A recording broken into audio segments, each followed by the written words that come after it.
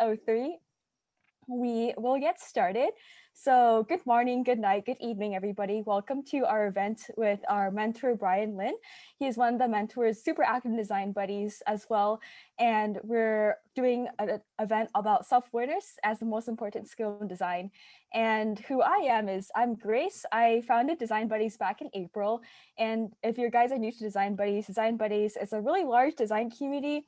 We are inclusive, so we welcome designers from all levels, and we offer a lot of free events, workshops, mentorship, resources, and more. And we are approaching 10,000 members, which is super exciting. With that said, we're super excited to welcome our guest, Brian.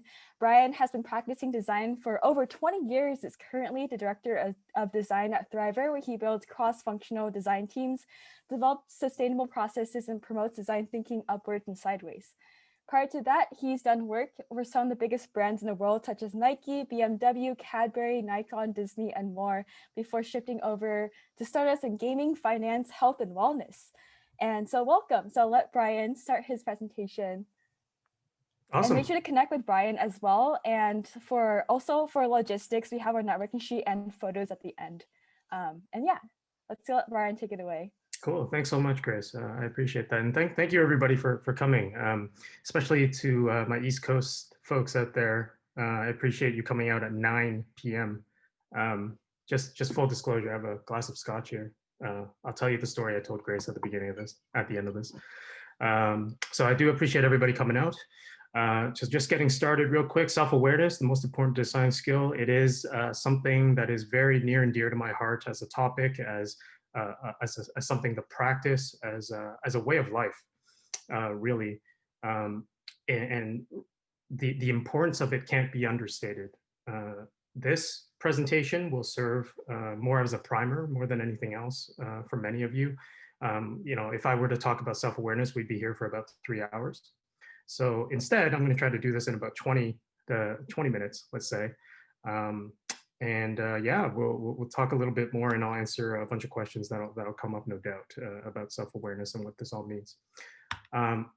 Cool. So a little bit about myself, and a picture of my at the time, 4-month-old son there. He's 1.5 now, but dad, husband, mentor, culinarian. I love that word. Super fancy, and amateur DJ by night whenever I have time, when Damien, my son, actually lets me play some music. So director of design at theyre. Just a little bit about the company before we dig in. It's a startup. Our goal, I guess I should say, is to really foster workplace belonging, especially in a time of crisis now with COVID. We are looking to bring people together, bring the culture that people enjoyed in the office back into people's lives. We want to remove that isolation, that feeling of isolation from people's lives today. And yeah, it's something that I care very deeply about, as you can imagine, with this topic as well. So as Grace mentioned, I do have 20 years of experience as a designer, both contributor and manager, and now in leadership. I've worked for a whole slew of things. I'm not going to go through each line, but if you have any questions about any of that, let me know. Happy to answer any questions. All right, here we go. So before we even begin, I'm just going to go right to the end. All right. So in conclusion of this talk, the act of practicing self-awareness continually sharpens the skills and traits that we rely on as designers. It's a really, really important thing to be aware of. Self-awareness is a thing that pretty much influences every aspect of what we do. And we'll dig into that in a moment of why. But I just want everyone to be aware of exactly why this is important. It affects everything that we do. Okay. So back to the beginning. What does it all mean? Right? What does it all mean to be self-aware? There are actually two definitions, and it's important that you guys kind of take this in. Feel free to screenshot it or what have you, although this is recorded, so you can always go back and look at it later. There's internal self-awareness, which means we understand ourselves, that we understand our values, our own thoughts, our feelings, and emotions on a conscious level. So we understand what influences our own behavior. It takes time, and this is one of the reasons why I'm really excited to give this talk. I just want to caveat to a lot of folks here who are aspiring designers, who are young, who are in school, just starting their careers. The sooner you begin to internalize what it means to be self-aware, the better of a designer, of a practitioner, the better human you will become as time goes on. Okay, so it will take time to get into the practice of things. So starting early is important. Um, the cool thing about internal self-awareness is we normally in our day-to-day lives, we are always talking about things in the first person. So like the I am experience, right? I am this, I am that. It's existential. Uh, when you are self-aware, when you're actively practicing self-awareness, it's important to distinguish what you experience from what it is that you believe you are, right? So I experience something, I experience a feeling. You are not the culmination of that emotion. You are not angry. You are feeling anger. That reframing is very important as we go forward. The idea of being self-aware is being able to analyze yourself almost from the outside, like almost like an out-of-body experience. You can always almost evaluate yourself. So practitioners of self-awareness will be able to step away from themselves in a moment and observe what it is that they're doing. So that's a very important distinction. So there's I am and I experience. What we want to focus on is the I experience part. So that's the first definition. The second definition is the external self-awareness. That sounds weird, but it is about understanding how others see us. Okay, so what we're striving for in the context of self-awareness is for others to perceive us the same way we perceive ourselves. So all those aspects from the first slide, the values, thoughts, feelings, and emotions, we want others to perceive us the same way we perceive ourselves.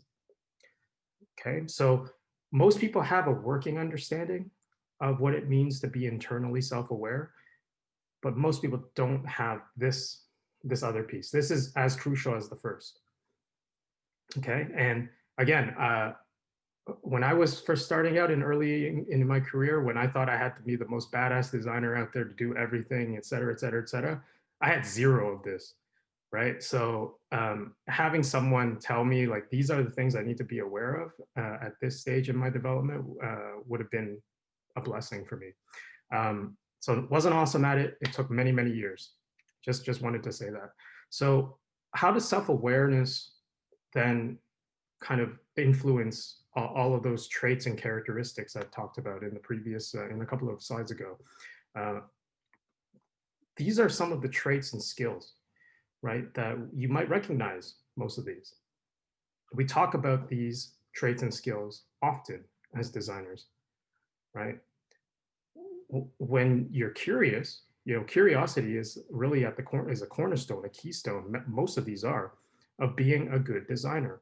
So when you're curious, you're actively seeking to learn new things. You become better at laying out your problems. You become better at analyzing the problem space. But most importantly, you use evidence over conjecture. You don't just use subjective measures to talk about things. You start talking about things objectively. So objectivity in the second row, second column there. When you're flexible, you're always adapting based on new information that's coming in. You're not afraid of it. You know how to take feedback, you know how to respond to it, you know how to give it, and you know how to incorporate it into how you into your process, into how you do your work. So being flexible is important, and self-awareness allows for that. When you're humble, you don't, not only are you learning constantly and you open yourself that way, but you're open to more perspectives, right? People who travel, for example, you often hear they come back and they're much more humble about their own existence. There's a reason for that. They've exposed themselves to more perspectives, to more experiences in order to better understand what matters to them. When you're insightful, you understand what you value, and using that value as a cornerstone, you begin to assess information in a way that unlocks greater confidence in how you make decisions. So you become more decisive. So you can see how all of this kind of becomes interweaved together into something under this umbrella of self-awareness. So we're going to talk a bit about how people practice this. Okay. This is one of my favorite authors and speakers, Tasha Urich. I'm going to have a slide at the very end with a bunch of resources for everyone so they can really get started in becoming more self-aware. But this is an interesting statistic in her research. 95% when she asks any crowd or in any study that she's conducted, the majority of folks believe they are very self-aware, as we all do. We're like, yeah, I know myself. But realistically, when she goes through the heuristics and evaluation procedures to evaluate their self-awareness, only about 10 to 15% truly are. So what is going on? What is that disparity? And in a nutshell, I'll just tell you, most of us are just very good at seeing how unethical or unfair someone else can be. But when it comes to ourselves, we don't believe ourselves to be unethical. We think we are champions of being ethical. We think we are champions of being fair. But in reality, there's a lot of compromises that go on there. So there is a disconnect. There is a misalignment there. And that's largely because we judge others by their behavior. And when you look at someone on the street who's walking and you're not happy with what you see, you judge them, right? It's a bias. It's something that we impose on others. But when we assess ourselves, we assess ourselves based on our own values and thoughts. And that's very different. That's very different when you're then assessing someone based on your own preconceived notions. So in other words, self-awareness helps bring those two things in greater alignment so that we are more conscious of those details. So that's a sort of a really, I didn't want to go super deep into the psychology of it all, especially at 9:15 p.m. on the Eastern Seaboard, but that hopefully gives you some context into what self-awareness is all about and how that's valuable. I'm going to talk a little bit about the practicing piece. And this is my favorite part and one of my favorite points here. And Tasha Urich talks about this more extensively, but I'm going to try my best to kind of distill it down into why asking yourselves what instead of why is an important skill to develop. Now, this is interesting in the context of design because classically, designers are trained to ask why all the time. Why? Why does this happen? Why does this thing need to be this way? Why can't we fix it? Why? Right? But the problem is when we ask why, we add our own bias and worldview. When we tell ourselves, when we ask ourselves why, we are telling ourselves a story. We basically position ourselves in a way that allows us to come up with whatever we want to justify a decision that we made, to justify a situation. That's not helpful. So it's an important distinction, and it takes again a lot of practice to sort of mentally shift modes in when you're looking inwards to ask yourselves what instead of why. Let's look at a couple of examples of what I mean by that, practical examples. So why not why? Why does this keep happening? All of these questions should feel very familiar to all of us. Why does this thing keep happening? Why are they so upset at me? Why is my work always being turned down? Why didn't I get the job? The problem with asking why when we're looking inwards for answers is we don't actually get to the core of the issue in an objective manner. Again, we start to tell ourselves a story of why didn't I get the job? Oh, the interviewer must have been terrible and didn't really see the value in me, right? Like we can come up with whatever answer we want to justify that. So in the worst case, it becomes self-deprecating, right? And if that becomes a vicious cycle, it completely blocks objectivity. So let's talk about what it means when we ask those same questions in the what. We're always talking about reframing things as designers, asking the right questions. So this is how you ask the right questions when you're looking inwards. It allows us to look at things objectively through different lenses, through our behavior, through our thoughts, through our feelings.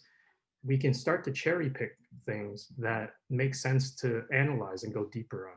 So what do those same questions look like when we start to ask what questions? That is in the wrong order. Okay, there are what questions here. Sorry about that. But okay, so let's ask some what questions. So if these were what questions, instead of saying why does this keep happening, you start to ask yourself, what is the cause of the thing that leads to this happening? Right now, you're starting to look at things objectively. You start to look at the situation rather than coming up with a story of why this person might be a terrible one or whatever. Why are they so upset? Well, instead of saying why, your what question could be what might have I done to elevate the situation or escalate the situation to lead to that result? Why is my work being turned down? Maybe the what question would then be instead, what is my work missing? Right? What is the thing that I should be developing further? Why didn't I get the job? What could I have done differently? What could I do differently next time in order to improve my chances? So that starts a different path. That opens a different door. Okay, so that's how I think about what and why. It's important to distinguish those two things. It's very important in the development of self-awareness. Okay, so that's number one. I'm going to go through two more. Being candidly honest. And when I mean candidly honest, I mean with not just with others, but with yourself. What does being candid mean? It means when you're talking to others, including yourself, you're praising, you're recognizing good moments and giving genuine praise and constructive criticism when it's warranted in a respectful way. Okay, and again, all of this takes practice, right? It's not going to happen overnight, but it's good to get into a rhythm of doing this in your day-to-day. But in order to be candid with others, it does require a strong foundation of mutual trust and respect. So you do need to work towards building that with your team, with your friends, whoever it might be.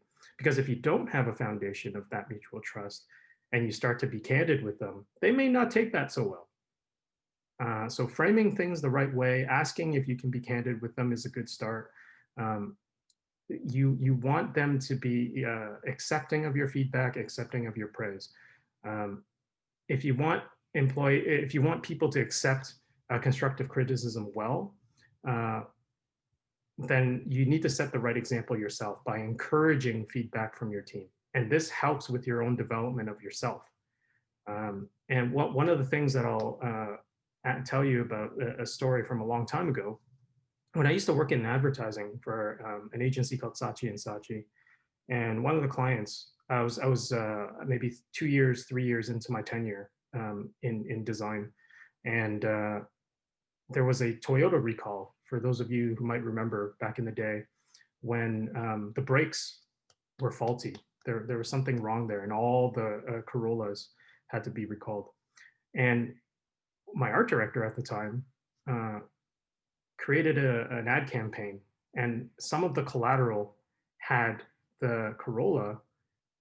This is like a banner, if you can imagine. A Corolla would bump into the banner, like just kind of drive from out of frame, bump into the banner, and then a bunch of words would fall down. It was cute. But you remember the context, the brakes on Corollas weren't working at the time. That's not a great image. That's not a great visual to impart on our potential customers. So I had a decision to make. I could be very candid and tell this art director, who was 15 years my senior, that this was probably not a good idea, or I could have just let it go. I chose to tell him, and he was very, very shocked that he didn't catch it. Not at me. He was very, very shocked that he didn't realize that himself, and he gave me a pat on the back and shook my hand. And he's like, "You probably just saved our butts if I had pitched this to my client." So being candidly honest is always better than not. If there is a mutual respect and trust there. And between myself and that art director, we had only started working together for about 2 weeks, but we did at the very least understand each other. So that is just one story out of many that I'll tell you guys tonight and through the questions um, that I'll answer later. So what are good ways in the workplace to actually practice this in a group setting when you feel comfortable? Uh, One way is through one-on-ones. When you have one-on-ones with your manager, um, ask to be candidly honest with this person. You know, express your feedback, your criticisms, and what have you in a respectful manner. But it's a great forum between you and the manager to have those candid conversations. Number two are design critiques. Safe space, hopefully. It should be. It should be. Where you can critique other people's work in a candid fashion. So practicing the language, practicing being better at being candid and honest. And then lastly, retrospectives after a project ends. When you and the team sit down to talk candidly, because that is the mandate, about what went well, what didn't go so well, and how things can improve, you can be candid there too. If you don't have these things happening in your organization as often, find an ally, find a partner that you can practice on day to day. Be candid to each other. Talk openly about being honest, and just continue that as often as you can until you build your confidence in doing it in a more group setting or a more public setting. It's important to develop clarity within yourself because it improves the way you assess yourself. It improves, again, decision making, and honestly, it improves how happy you are. You don't want to be bottling things up for a long time. This is very important. Um, and lastly, in these three situations where conversations can be pretty real, rather than reacting in the heat of the moment, you know, and you become flustered, when you're self-aware, you can act and react with understanding. You can react calmly. And as you grow with wisdom, you will know how to handle these situations in a much more orderly fashion, let's say. Okay. And then the last thing I'll say, share about number two, I love this. This is something from Cassie Robinson, and there's a Medium link to her blog down there. It's called the User Manual for Me, where me is your name. And this is a great way to actually be candidly honest with yourself. You know, there's a framework here, and you basically fill it in. You have this canvas, you know, 4x2. Answer these questions. Fill it. It's like Mad Libs. Conditions I like to work in. Da, da, da, da, da, da, da, da. And what Cassie actually suggests in this post is, anytime she joins a company, she actually gives this as a manual to her team as a starting point, as just like as an icebreaker. It's like, this is how I work best. And through this exercise, you actually understand yourself better. You actually understand how you work best. And that goes a long way, especially if you are just starting out. This is a hard exercise for a lot of people, for myself included, when I did it. So I encourage you to do this when you have some time. There's a link I will post in the Discord channel later for the framework. Okay, and so lastly, reflecting and recalibrating. Okay, so many of you are probably familiar with Julie. She does amazing work, amazing writer. She has this blurb in one of her blog posts called "Seeking Your Roots" or "Seeking the Root." My own answers to the same questions evolve year over year. New experiences and learnings reshape the narrative. Um, what she's talking about there, just to give a little bit more context, because it is out of context a little bit, but when you're truthful and you learn more about yourself, your confidence in yourself grows, right? And your abilities to match that confidence to how others perceive you starts to align closer and closer until it becomes the same. Um, one of the things, one of the stories I'll tell you at this point is some of you may have read it in a post I made a while back. But when I got to a point where I was becoming more self-aware and my confidence level was rising, and I understood better the needs of certain people I would be engaging with, there was one agency that I really wanted to work for, and they weren't hiring, but I really thought I belonged there. So I did everything I could to catch their attention to no avail until I stumbled upon a factoid about how their creative director really enjoyed Irish whiskey. And that's when I sort of understood both within myself my way in. Like I was so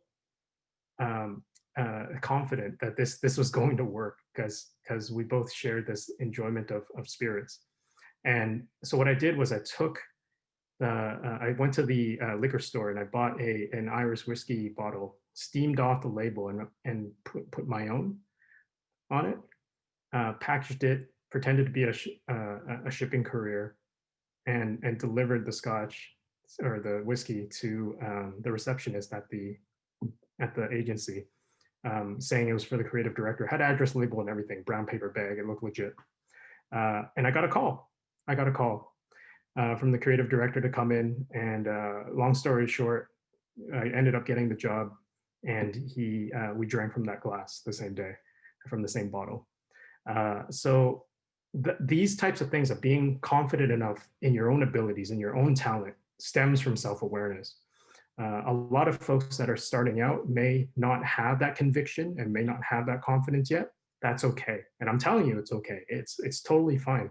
But when you start to go through these exercises and through these thought processes, that confidence will grow. So that's just one example of how that can be applied practically in your search for a job or in the workplace. And this is Julie's set of questions. It's a lot to digest in one slide. Don't worry about reading it. But every 6 months, she asks herself these questions, and I highly recommend everyone kind of come up with your own questions that matter to you, or use this as a template, because these are great. Like they're perfect for self-reflection in alignment with goals that you might have, to better understand where you sit, aligned with those goals, and you're able to recalibrate yourself and your own expectations accordingly as things change. Because as we saw, things change. New experiences and learnings reshape the narrative, and you, as a self-aware person, need to be cognizant of that. So this is one way to do that. Asking yourself, having these sort of recurring questions. And the important thing here is not so much the questions, it's that they need to be the same. Those questions need to matter enough to you where you're willing to revisit 4 months, 6 months, whatever cadence you feel makes sense for you, and answer honestly, answer candidly, answer honestly. Okay. So this emoji is very abstract. What does that mean? It means, as a hiring manager for myself, and I got some requests for this through LinkedIn and Discord, how does self-awareness actually factor in to hiring and the job search and the practice of design in a tangible way? I'm going to point you back to the slide that I showed you near the beginning. All of this stuff. So it's funny that this is listed this way. It's not an accident. Okay, I'm going to pretend. I'm not going to pretend that I, did this by accident. All of these traits and skills are heuristics that I actually evaluate designers on. When I hire them, I ask them questions that get to the heart of these things. I expect them to be able to answer back to me, for the level and the role that I'm hiring for, that can demonstrate these different traits and skills, either through their work or through conversation. So being self-aware allows you to practice all of it at once. And it's amazing when you can find yourself being more humble, being more objective, and you can feel this. You can feel it from how you speak, from how you express your work in your portfolio, all of it. Uh, that will come through and allow you to get to the point in your career where really anything, like the world's your oyster, honestly. So that in a nutshell, and I can take more specific questions about the hiring process from folks that are interested in asking. The last thing I'll say before I move on to the final slide is it's really not up to your manager, okay? Like don't rely on your manager or your leader to help you practice self-awareness. Be proactive. Um, Go out there, seek feedback, seek guidance. I know many of you are on the Discord channel, which is already a huge resource. I'm showing my age with the 20 years and everything. We didn't have that back then. You have a great resource here in what Grace has created. So practice being more self-aware, even in Discord, right? Have really engaging discussions. Be candid with each other. Seek feedback. Continue seeking that guidance. It'll pay dividends. Um, Now for the real thing. In conclusion, practicing self-awareness continually sharpens those skills. It's something we rely on every single day as we work through our design practice. So this is the slide with a bunch of resources that I love and I always recommend. The top three are books that resonate with me, that helped frame how I think about self-awareness, how I speak to people. These three are must reads, 100%. If this stuff matters to you, and then Cassie Robinson's user manual for me, I'll link that in Discord as well. Okay, that's it. Thank you. All right, thank you so much, Brian. That was a great presentation. For now, feel free to drop your questions in the chat or raise your hand, and I'll unmute you to ask if you would like to ask via audio or come out to the camera. Oh, yeah, share Discord link. Yeah.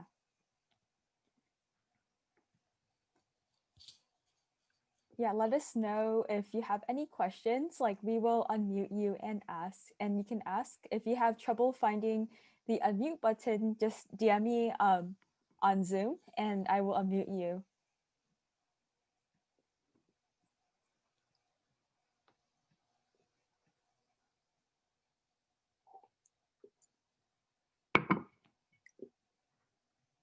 Ooh. Woo, yeah.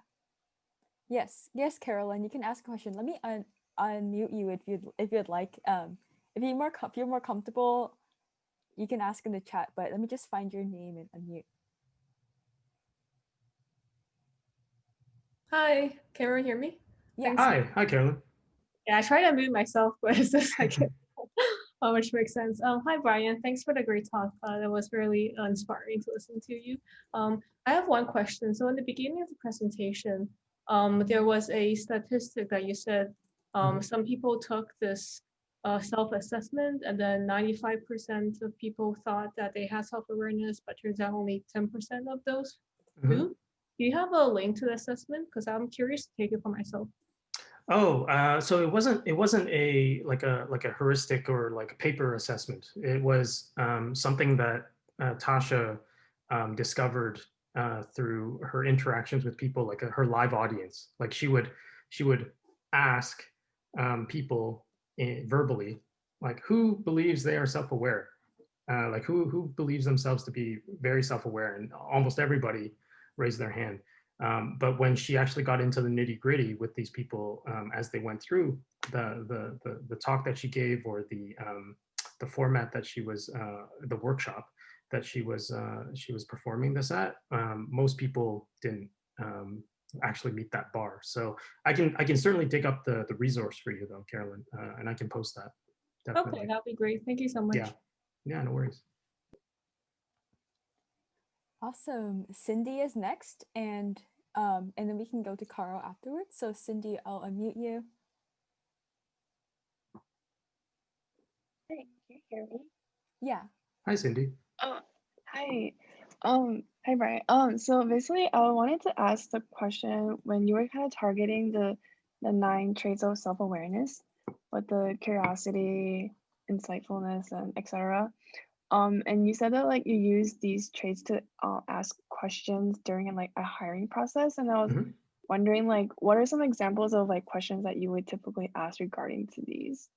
Yeah, so first I'll just caveat, it's never like, so tell me how curious you are. It's never like, Yeah, it's never so, yeah. it's like, it's never quite like that, but it does come through in it goes both ways. So some of the questions that I'll ask, I can't think of specific ones without actually being in the interview mode, sorry to say, but with some of the questions that I would ask revolve around themes like, um, tell me tell me a little bit about how you understand the problem, right? Like tell me about the problem that you're trying to solve, and some of those challenges that you encountered when you were trying to solve them. What were those challenges? How did you overcome them? And how they answer, it's really more on the answer than the question. How they answer ticks those boxes. Don't let it fool you though. It's not like a checkbox system. It's not a checklist. I never evaluate candidates that way, but it's important for people here to understand when hiring managers or interviewers are asking questions, at least for myself anyway, uh, the answers that you provide tell me a lot about how self-aware you are. When you talk, when you are humble, when you have a great deal of humility, you understand that you have a great deal of to learn, or you express how much you did learn, and then use tangible, practical examples about what those things were. You know, the project that I worked on failed, but what was great about that project though was I learned this, and this. Um, so being mindful of those themes, think of them more as themes, Cindy. So when you frame things, and this also applies to your portfolio too, everyone. When you express uh, different, different outcomes in your portfolio, it's important to tap into this sort of human side of the project. Don't just give me a bulleted list or a description of the tasks that you did. Like add color to it. So when you answer questions in an interview, um, do the same. Do the same you would as if you were talking to someone. You're trying to describe, like sell someone something, right? You're not going to sell someone something by just blowing through a task list. This is why this project was great, because it did 1, 2, and 3, and 4, and 5. No, there's a lot more color that you can add. There's a lot more humanness that you can add to those learnings, Cindy. So um, I don't know if it directly answered your questions in terms of the type of questions that I would ask, but it really does depend on the candidate and Okay. what it is that they're showing me. But just know that the questions will always revolve around giving you the room to express yourself in a way that allows you to demonstrate self-awareness, that you are aware where something went off the rails and how you actively tried to save it, or that things were already, that I needed to be brave and cut the cord.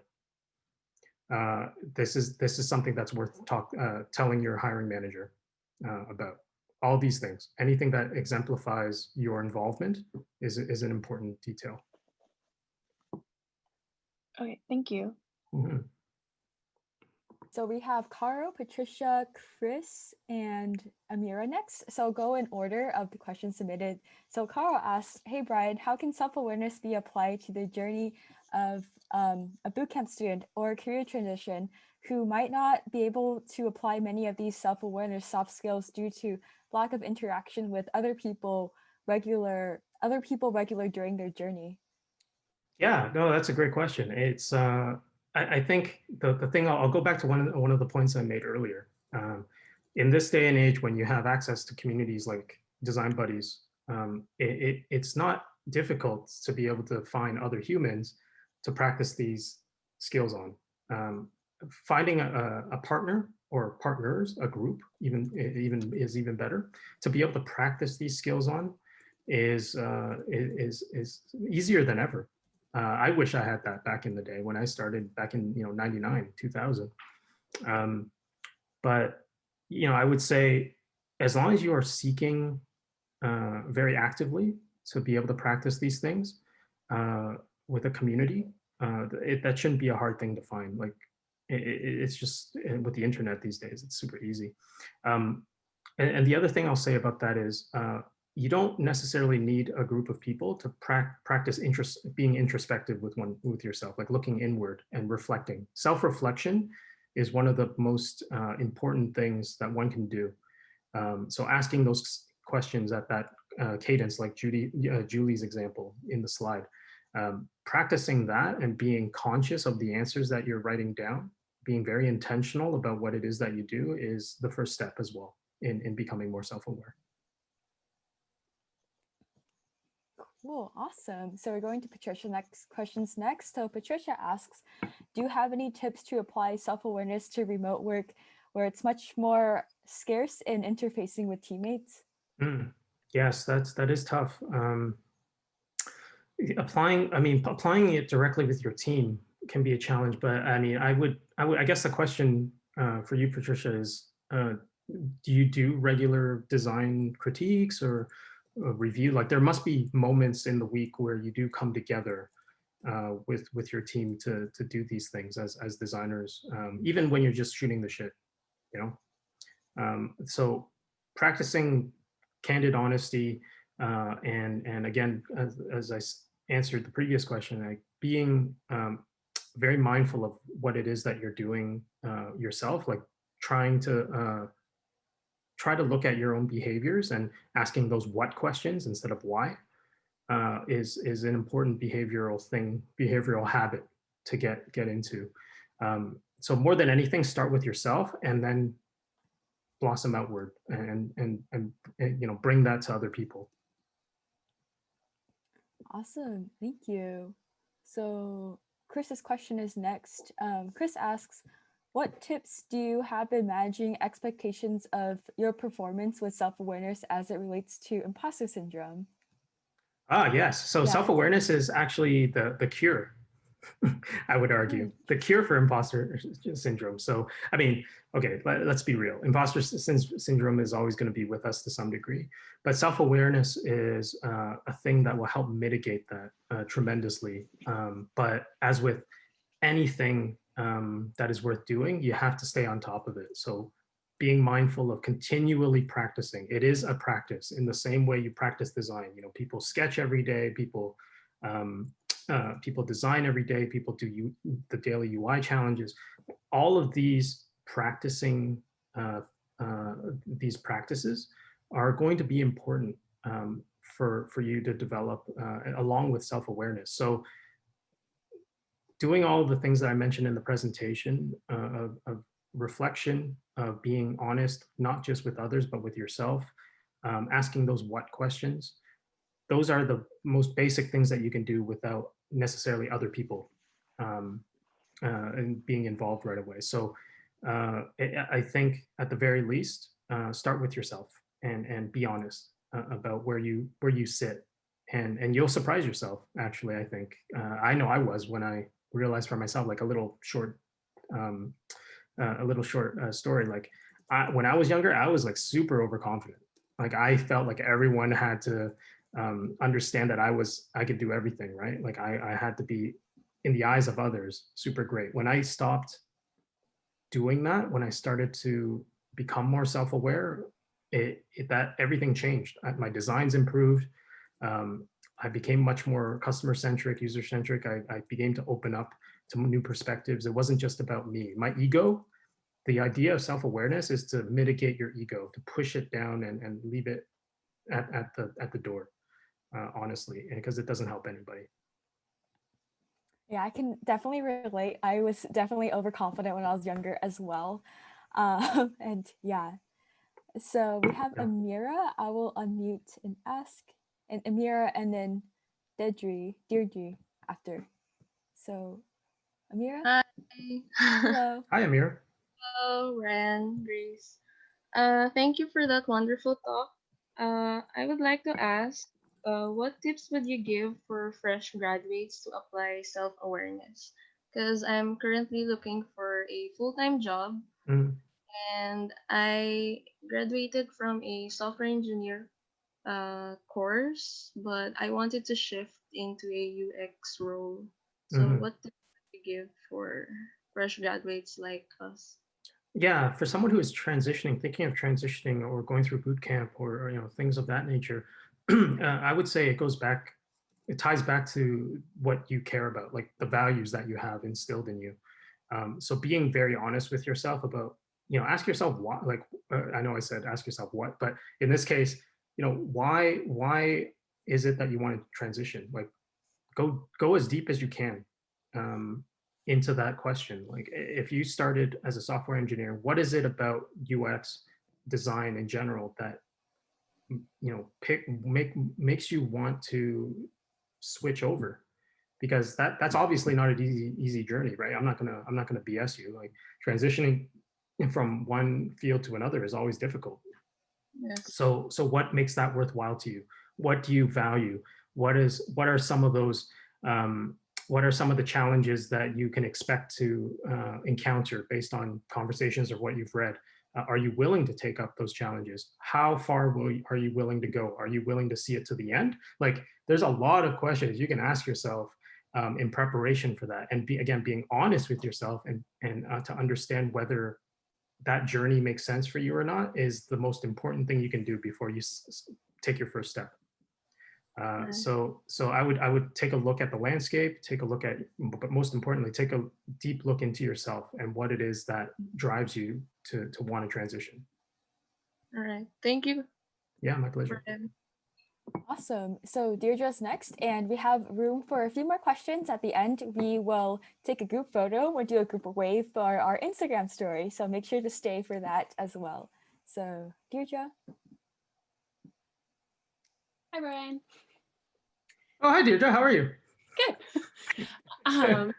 So you've touched on this a little bit. I was interested in what specifically inspired you to bring this skill set into your work, if it wasn't first something that you did, and if you want to touch on the biggest challenges when you first started bringing this into your practice. Mm-hmm.